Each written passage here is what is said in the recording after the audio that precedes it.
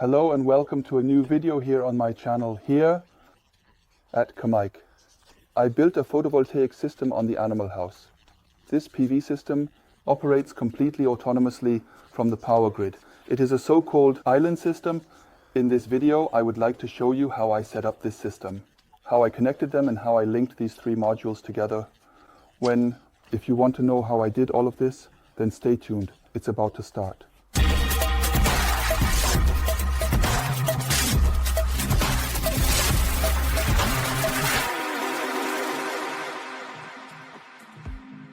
My photovoltaic island system consists of a total of 3 modules, each with 130 watts power. The solar energy is stored in a battery. At night, the heating and the lighting for the animal house is powered by solar energy. Inside, I have a battery, the voltage converter, the charge controller, and an automatic switching device, which, when the battery is depleted, it switches to grid power installed. These components come from a complete set that I personally modified slightly a bit. I will take you along in this video and show you how I built this system. For this, I will fast forward. Let's go back in time a bit and take a look at the components that make up the photovoltaic system.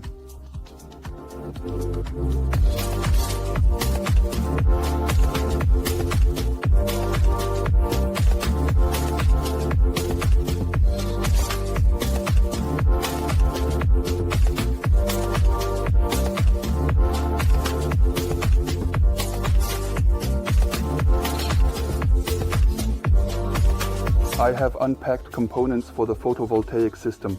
As you can see, there is quite a bit. I have gathered the 3 PV modules along with the mounting and the elevation. For all 3 modules, I have the charge controller, I have the voltage converter, a battery, various cables, Y splitters, connectors, an automatic switching device for grid operation. I bought a manual switching device and plenty of screws for fastening. Before I set everything up, I would like to go into detail first. Regarding the modules, it is consisting of monocrystalline solar modules with a power of 130 W. You can see the specifications on the sticker. Whether the performance can also be generated by me on this scale, will show. The connection is firmly mounted on the back. The cable is also. It is prepared for direct connection with the positive and negative terminals. This means I can just connect the cables from the extension and you don't have to do any magic.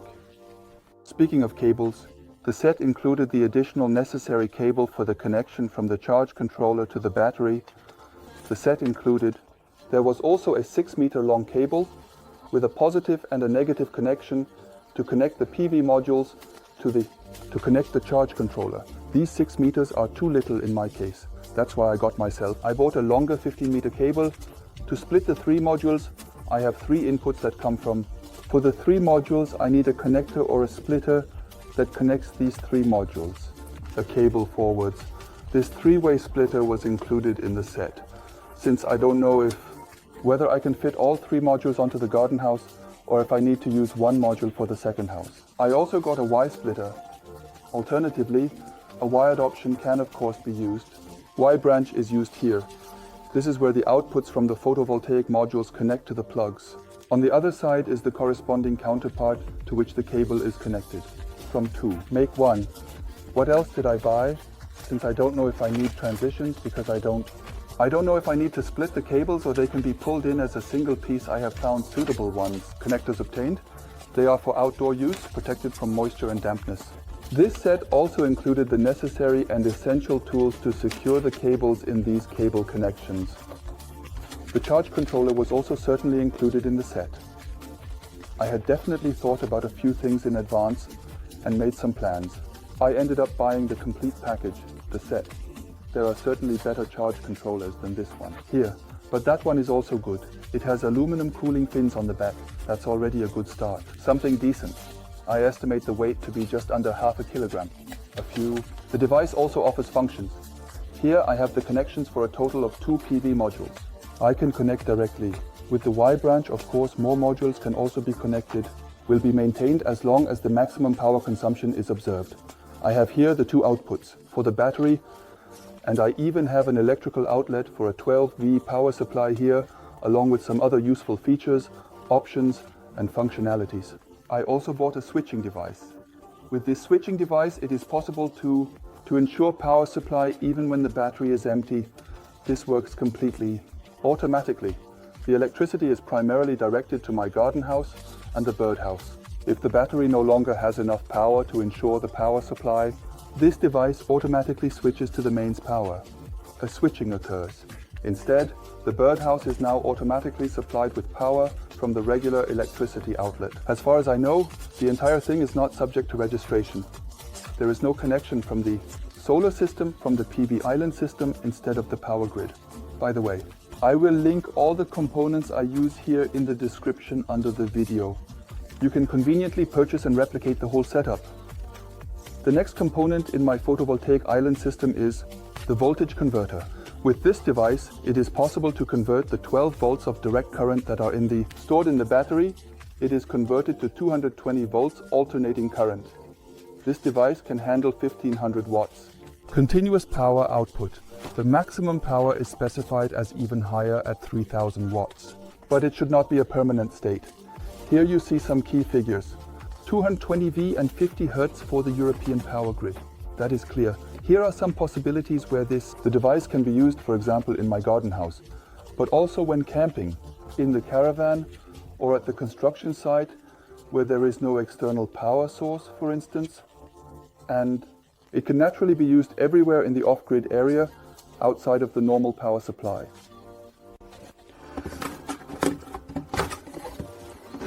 This device is very nicely packaged and securely wrapped. Here, you can see the cable that is safely connecting from the battery to the voltage converter.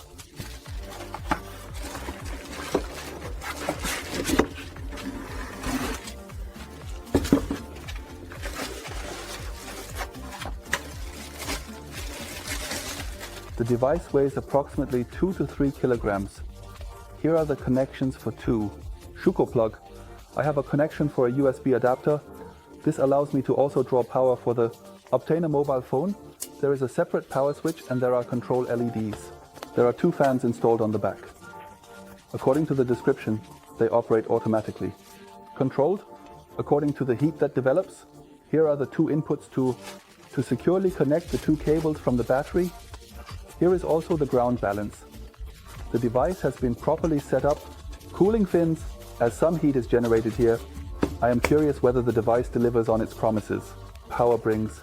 The last component that naturally belongs to my island system is the battery. For the beginning, I have decided on a 12-volt battery with 120 Ah. This is a flooded battery. It is a special solar battery, which has been built specifically for this purpose. In principle, it is a lead-acid battery. Instead of the normal electrodes, special polyester components were used here. Whether this will ultimately provide a useful advantage over a standard lead-acid batteries, I will find that out later. Basically, they are. These solar batteries are specifically designed and optimized to efficiently handle numerous charge cycles and deep discharges well to cope with. During transport, a small nipple is attached to the side that is in this. There is a hole. I hope this can be seen. It should be removed immediately after delivery. This is very important. Only in this way can the pressure in the battery be regulated. I will first set up all these components here in my workshop so that I know how the parts fit together. Should be connected. Then I will show you the installation. Here you can see the future setup of the system. I have the PV module here. In total there are 3 pieces. I need to first connect it to a cable. Depending on how much space is available on my garden shed, I will connect all 3 modules and continue with 1 cable, or I will first use 2 modules. Connect to a cable and lay additional cable from the 3rd module on the other roof. I will carefully and safely lay the cable from the PV module to the charge controller at the connection for the solar modules, ensuring that all connections are tight and secure for proper and efficient operation. If I connect all 3 modules to a cable, I will connect this cable to the S1 terminal. Connect.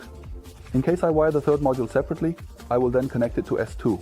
Firstly, connect safely and securely to the charge controller. Next, I will carefully and precisely run the cable from the charge controller to the battery. Finally, at the battery, ensure that the positive terminal is properly and securely connected and secure to avoid any issues, and the negative cable is then connected correctly.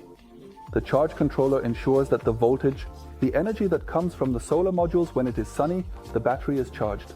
Otherwise, nothing would happen. However, I can draw power through this connection and the two USB ports.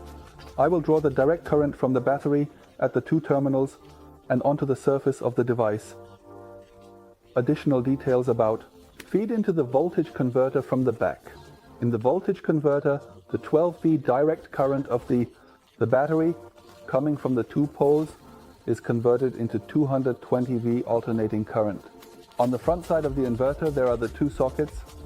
Here I will plug in a power cable that is directly connected to the switch, such as the switching station, for example, the switching station. This switching station will also receive a connection from the regular power grid. Here. The current primarily flows from the battery through the voltage converter. At the same time, the current slightly flows. Power from the power grid comes in. If the power from the voltage converter is sufficient, the relevant and corresponding current and voltage, the switching station will draw power from the. Carefully and gently forward the battery to the garden house. If the performance of the battery is not sufficient, the mains power is used automatically. The setup is not that complicated at all. Exciting. It will, of course, go into detail. In order for me to go into detail now, I will first address the modules, bring it up to the roof to find out if I can fit all three modules next to each other, or do I have to deal with to switch one module to the second roof. For this, I will assemble the mounting and screw onto the modules.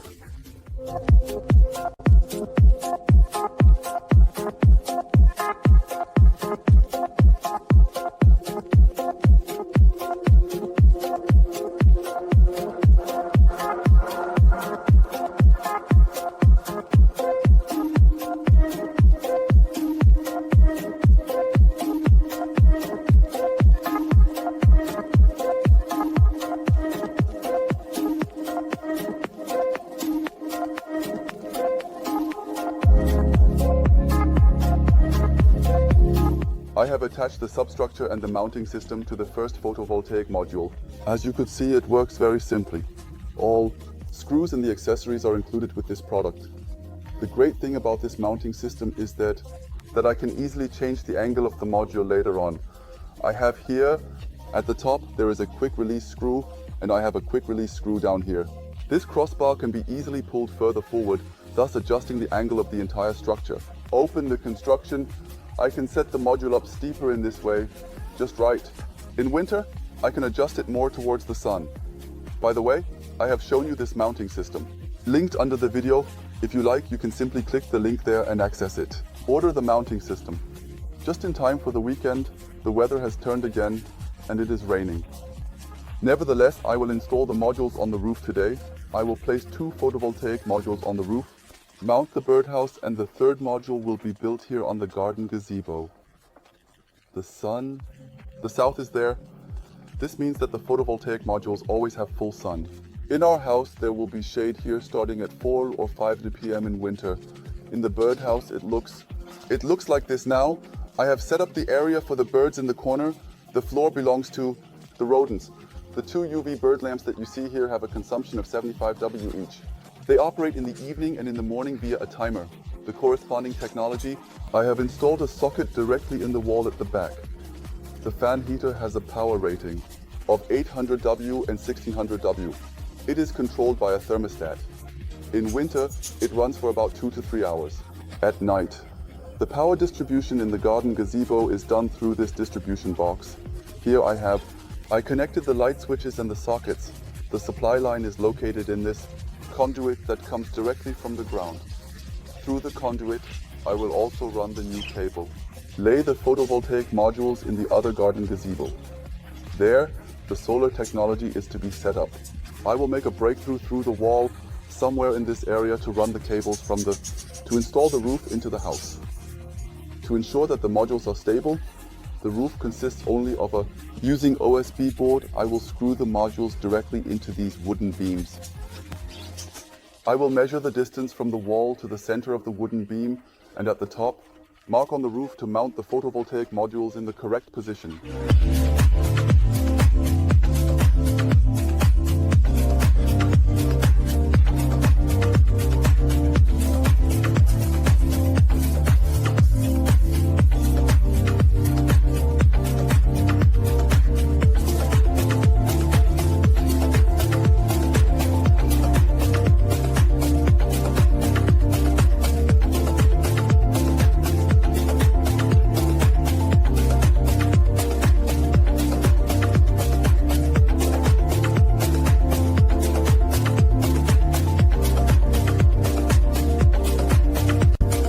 first stage is complete. The PV modules are securely installed on the roof and the cables are laid, pulled into the distribution center. I also installed the third PV module on the other garden shed. The cable has been laid on the roof and is now directly passed through the wall. The cables of the 3 PV modules have been routed into the interior of the garden shed. I will now connect the cables of the 3 modules to this. Combine the shelves. I have attached an OSB board to this shelf. I will be using the board for... The technical components were secured. The shelf is stable enough and provides sufficient space for my battery. I can easily retrofit additional batteries later. I have the PV modules connected. The cables sometimes come from above the wall or possibly even from below the floor. The cables from the PV modules run to the connections S1 and S2. S2 is the individual module and S1 is the double module. From here, the cable goes directly to the battery. Continuing, the back looks like this. I have pulled the cables through, slightly bent, and directly connected to the battery. From the battery goes another cable directly to the back of the voltage converter. Plus and minus are connected. A cable from the voltage converter continues via the Schuko plug to the switching station on the AC2 input. AC2 means priority switching. The system operates this way, that the power of the battery is primarily used. If the battery is empty, the system automatically switches to the second input AC1. This is the power supply, the electricity from the house network. Regardless of which current is fed in, the forwarding takes place in any case through this. Cables to the distribution up there. From there, it continues into the birdhouse. As you can see, it's not particularly complicated. I have a little bit here on my wall. Space, in case I want to expand and upgrade the system. There is also space on the shelves. There is still plenty of space in case I want to install additional batteries before I set up the PV system. Now testing, I have a small note at this point. All individual components, and I will also link the complete solar package for you in the description under the video. This way you can order the components conveniently and replicate the system. I will now discuss the voltage converter. Please proceed to activate the device and thoroughly examine whether the entire system operates precisely as I have envisioned it to function, ensuring all components are working harmoniously and effectively. I hope you could hear the clicking. The relay has switched and the current is now flowing through. AC2 input. This means the electricity comes from the battery and is directed to the birdhouse. If I now turn off the voltage converter, the system must automatically switch back to the grid power. Switching. I will do that now. Did you hear it? A short beep at the moment when the voltage converter was turned off. The system immediately switches back to the grid power. It really goes very quickly. What bothers me a little about this switching station is that there is an optical display. The lid is completely closed. I cannot see where it is currently. The electricity is fed in. I will let this system run for some time now. Ideally, a complete season. After that, I will make another video in which I take a look back, a summary and a conclusion. To ensure you don't miss this video, subscribe now. Make sure to subscribe to my channel now so you don't miss the other videos. Please give me a like if you enjoy it. If you enjoyed this video, I would be really happy. Thank you for watching. Ciao.